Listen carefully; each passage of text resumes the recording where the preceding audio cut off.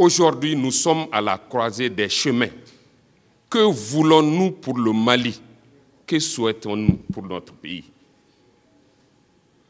Qu'est-ce qui nous a conduits ici aujourd'hui, où on est passé par rupture constitutionnelle, par rupture institutionnelle, à répétition?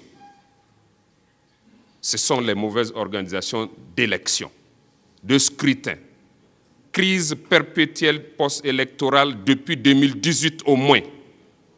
L'épicentre a été connu en 2020, avec ce que nous savons.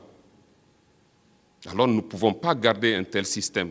Et tout le monde est unanime qu'un organe unique de gestion nous permettra de sortir de ces trépieds. Ça a été acté par l'emblématique DNI, Dialogue National Inclusif, qui n'avait pas suffisamment d'audace, parce qu'on n'a pas voulu affirmer et réaffirmer les résolutions pourtant largement partagées par l'ensemble de la classe politique et sociale. On n'a pas voulu leur donner un caractère exécuteur. Et voilà là où ça nous a conduit. Je me remémore juste, en janvier 2020, le 21 juste, où nous étions en face des membres du gouvernement, nous, classe politique à l'époque, et il s'agissait de préparer des élections législatives où la seule exigence du dialogue national tenait à dire simplement qu'il n'y aura pas de prorogation de mandat de député au-delà du 2 mai, 5 mois plus loin encore. Donc, quelle réforme de la loi électorale on ne pouvait pas faire? Il avait été suggéré pour casser justement le terreau de la crise post-électorale, d'introduire la proportionnalité pour l'élection du député. Le gouvernement de l'époque nous a envoyé balader. Et je suis sûr que si on les ramenait en arrière aujourd'hui, ils signeraient cette modification de la loi électorale dès demain.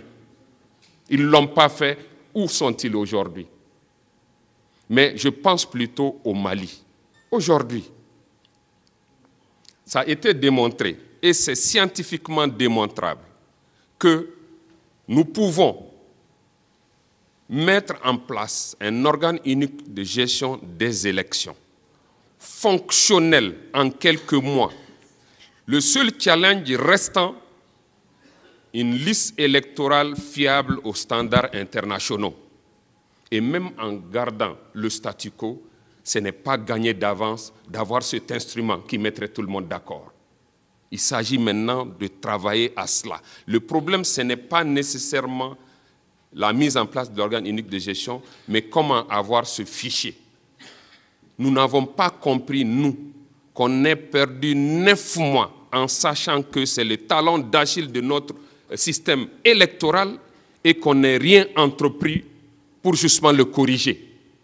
Rien n'a été fait parce qu'il n'y a pas d'audace, il n'y a pas de volonté. Et aujourd'hui, la volonté politique a été affirmée et réaffirmée. Ça n'a pas été imposé. On a dit, c'est ce qui a toujours manqué dans ce pays, une volonté politique d'aller au changement. Et aujourd'hui, c'est donné sur un plateau d'or.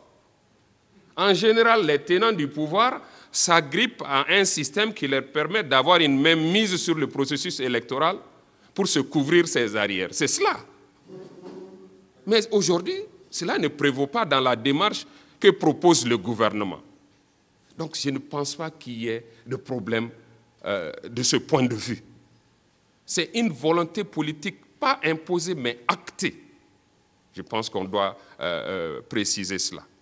Et d'ailleurs, même pour la conduite des réformes, nous n'avons aucune prétention en tant qu'administration publique de régenter cette réforme. Le cadre de cette réforme, on peut avoir un panel de personnalités suffisamment indépendantes qui ont l'honorabilité, qui ont la respectabilité et la confiance de tous pour conduire cette réforme, pour que le Mali ne retombe plus dans ce travers parce que tout le monde nous regarde de haut aujourd'hui.